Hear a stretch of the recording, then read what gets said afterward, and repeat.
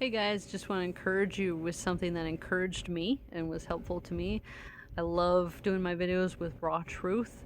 I believe to be vulnerable and transparent is to set people free because I think the enemy tries to keep us locked up thinking we're the only ones experiencing what we're experiencing. And so I never keep back what I've passed through or what I'm passing through. Anytime the Lord teaches me, encourages me, any of those things, I like to pass it on to help someone else. Okay, so super rough week. Um, Not holding back. Super rough week. Probably the roughest, battle I've been in spiritually and emotionally in a while. And just really thinking, in the past 5 years, what have I accomplished? You know what? I've been storming the heavens in the past 5 years, asking, seeking, knocking over a list of things, really, and none of those things have been answered. However, because I'm a dreamer, God has blessed me with the ability to know when He says He's going to answer, and so God has confirmed to me that He's heard my prayers and that He is going to answer X, Y, Z. But still, super frustrating 5 years later to see that even though He's promised that nothing's changed. In fact, some things seem worse than they were before.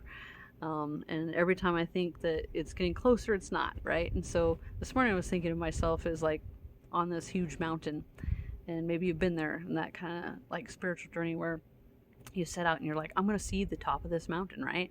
And you're, no matter what comes your way, storms, high waters, you're crossing over rivers, through rocky paths, being chased by mountain lions, all these things. You're like, no, I'm still going to make it to the top. I don't care.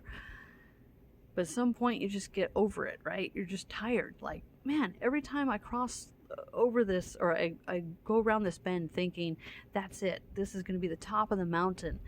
And it's not. You got another switchback. And then you finish that one and you're thinking, okay, after this one, surely this is going to be it. And it's not, and like those mirages in the road, you're like, there's the water in the middle of the desert. And you get up there and you realize, oh, it's just a mirage, right? And so those things after a while just end up super frustrating. And so I've been in that place where the past week I've just been kind of like a stubborn toddler, with my arms folded across my chest saying, no, I'm not going any further. I'm done, right? I'm over it. And so I have three choices. I can, go backwards, which is a farther journey than forwards at this point and going through everything I've already been through. Or I could sit still and not do anything and not grow, not accomplish, right? And not go any further. Or I can continue my journey that I set out, my goal that I set out to do, which is to see this race won, to see this goal finished, to see these promises that God has made for me, right? And so, but I'm just kind of sitting there and I'm like, I am done. I do not want to see another bend. I don't want to see another switchback. I don't want to see another river. I don't want to see another mountain lion. I don't want to encounter any of those things, because every time I think that I'm going to get through this and then the prize is going to be at the end, it never is. And so super frustrated, and even to the point where I'm like, you know what, God, I don't want to talk to you right now.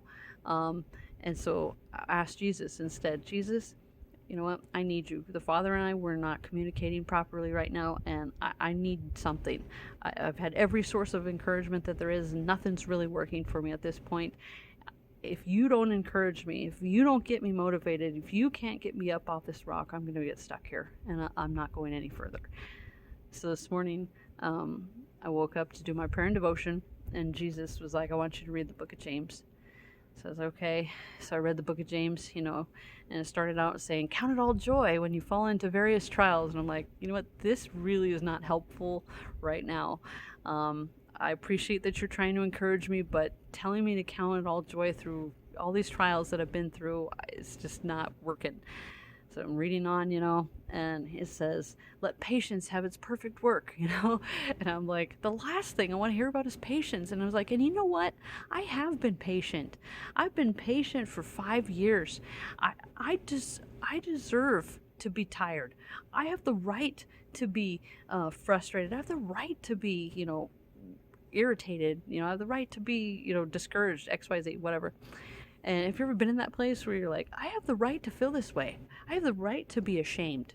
I have the right to be depressed. I have the right to be, scared. I have the right? And so Jesus whispered to me and he said, deny yourself. And it hit me, and it was like, I have to deny myself even of my rights, even of what I feel justified, even of what I feel is right for the moment. You know what? Considering everything I've suffered, considering if I was to write a list, I think most people would not even believe that a person has that much time in 5 years to go through that much.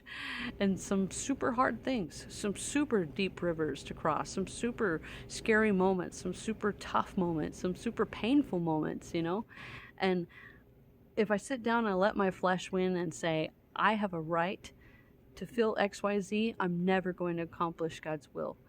So if you sit down and you say, I have a right to feel, I don't know, you fill in the blank, ashamed or depressed or, you know, whatever it is, I have a right to feel this way. If you listen to the flesh or if you listen to Satan, you will never accomplish and finish God's will that he has for you and the journey that he set out, right? And so he was telling me, deny yourself, right? The scripture says, if you want to be a disciple of Jesus, you're to not deny yourself, take up your cross, and follow him. And so it's also those little things that we have to deny ourselves, not just those large things, you know, that we think are so obvious. And so I was like, I'm going to, Lord, I'm going to deny myself of my right to feel this way during this time. And just remember that Jesus denied himself, right? A good thing he didn't like do what I wanted to do and just fold his arms across his chest and be like, you know what, Father, ever since I fasted for 40 days and went out into the wilderness, I've been nothing but tempted and tested and persecuted and, you know, called names. And now I'm being whipped and beaten and bruised and you know, yada, yada, right? Good thing Jesus didn't stop there. Good thing he wasn't like, you know what, I'm over it.